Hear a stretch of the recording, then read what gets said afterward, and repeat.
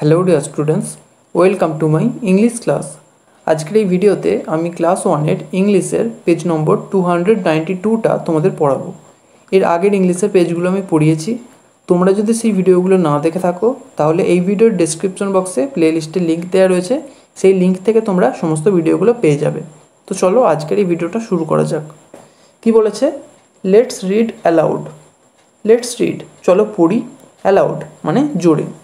প্রথমেই দেখো এখানে একটা শূকরের ছবি আছে, আর পাশে কি বলেছে? A pig has 4 legs। A pig, pig মানে কি? শূকর।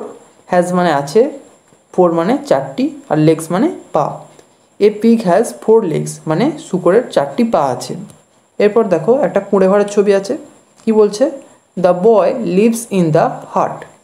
দ্য বয় মানে বালকটি, লিভস মানে বাস করে, ইন মানে মধ্যে। কিসের মধ্যে? দ্য হাট। হাট মানে কুঁড়ে ঘর। বালকটি কুঁড়ে ঘরের মধ্যে বাস করে।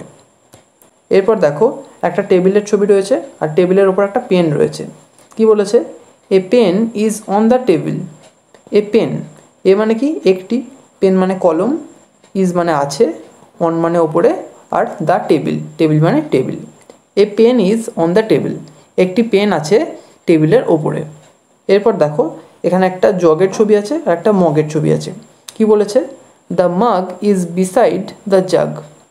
দ্য মাগ মানে মগটি, ইজ মানে আছে, বিসাইড মানে পাশে, দ্য জাগ, জাগ মানে জগ, মগটি জগের পাশে আছে।